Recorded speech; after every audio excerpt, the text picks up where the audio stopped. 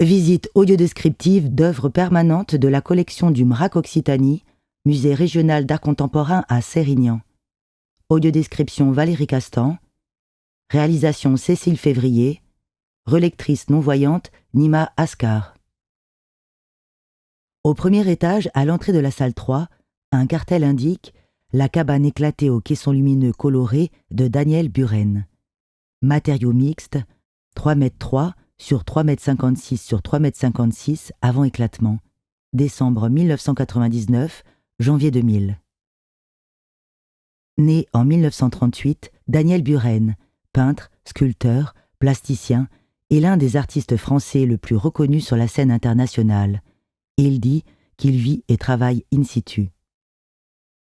Depuis les peintures et affiches de bandes rayées verticales des années 60 jusqu'aux installations dans l'espace urbain et à la série des cabanes dont la première fut exposée en 1980, sa pratique s'axe notamment sur la répétition d'un motif sériel, une bande de 8,7 cm de large qu'il appelle « outil visuel ». Sa réflexion sur les modes de présentation des œuvres, les lieux d'exposition, lui fait concevoir des dispositifs in situ, pensés pour un lieu, conçus sur place, qu'il nomme « travaux situés ».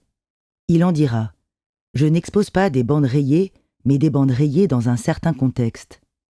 Ses interventions artistiques dialoguent avec le lieu, avec l'architecture. Une des plus célèbres s'intitule « Les deux plateaux », conçue en 1986 pour la cour d'honneur du Palais Royal à Paris, plus connue sous le nom de colonne de Buren. Il intervient en quadrillant les 3000 mètres carrés de la cour par 260 colonnes de marbre blanc, zébrées de noir, de tailles différentes. Il développe un travail où l'œuvre n'est plus objet, mais modulation de l'espace. La cabane éclatée aux caissons lumineux colorés est installée au centre d'une salle d'exposition d'une 40aine de mètres carrés, aux murs blancs et au sol en béton gris. La cabane est un cube d'environ 4 mètres de côté. Les murs, hauts de 3 mètres, sont un empilement de caissons lumineux colorés, d'environ 1 mètre de côté et de 26 cm d'épaisseur, de couleurs rouge, jaune, blanc, bleu et vert, déclinaisons de couleurs franches. L'assemblage des caissons forme comme un damier lumineux qui pourrait nous rappeler une construction géante de cubes colorés pour enfants. La lumière des caissons se diffuse, colore de reflets le sol gris, les murs blancs de la salle. Chaque mur de la cabane est composé de 7 caissons lumineux en plexiglas.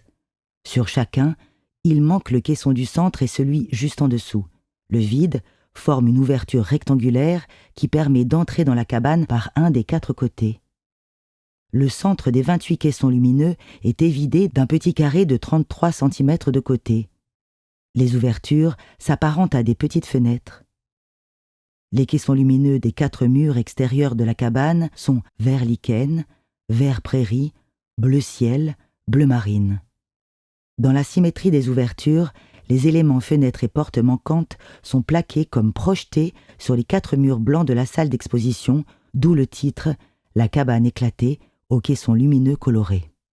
Espace d'aspect ludique et immersif, le public est invité à faire le tour de la cabane et à rentrer à l'intérieur par un des 4 côtés. En franchissant l'embrasure de l'une des 4 ouvertures, on remarque au passage, centrée sur le pourtour métallique de 26 cm, une bande blanche de 8,7 cm, l'outil visuel de Daniel Buren. On retrouve cet outil visuel sur le pourtour de l'embrasure métallique de toutes les petites ouvertures.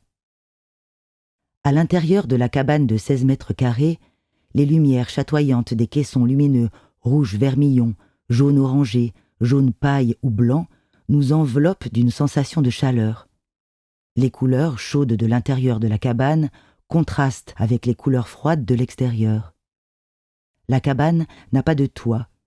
Les murs s'arrêtent à une 30aine de centimètres du plafond blanc de la salle où se reflètent les lumières colorées des caissons. Les ouvertures, 4 rectangulaires et 28 carrés, donnent une sensation d'espace à la fois clos et ouvert sur l'extérieur. Du centre de la cabane, on aperçoit sur le mur de la salle les 2 caissons lumineux manquants, telles les portes des ouvertures, sorte de ligne de fuite. On pourrait presque imaginer sortir de la cabane, ouvrir la porte, sortir de la salle d'exposition. On peut faire le tour de la cabane dans un couloir de 2,10 m de large. D'un côté, les murs colorés de lumière verte et bleue, de l'autre, centrés sur les murs blancs de la salle, les caissons lumineux rouges, jaune orangé et blanc. Sur les 4 murs de la salle, les 2 caissons superposés centrés font presque figure de porte sur la façade blanche d'une maison, avec tout autour les petits carrés des caissons évidés comme des fenêtres éclairées de couleurs. La cabane aux caissons lumineux colorés, sans porte et sans fenêtre, serait comme au centre d'une cour fermée par les 4 façades de 4 maisons. Être face au mur de la salle ou se placer face au mur de la cabane. Entrer par une ouverture, traverser, sortir de la cabane par une autre ouverture, faire le tour. Chaque déplacement, chaque point de vue donne une perception d'espace très différente, augmentée par les reflets sur les plaques de plexiglas où apparaissent, disparaissent des bouts de la cabane, voire même nos silhouettes colorées. Les couleurs se jouent des distances, le vert s'invite chez le rouge, le jaune chez le bleu.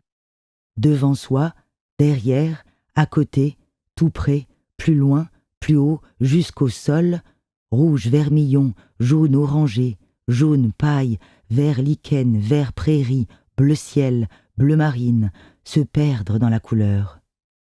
Daniel Buren propose un autre dispositif coloré intitulé Rotation, visible sur les ouvertures fenêtres et baies vitrées du musée.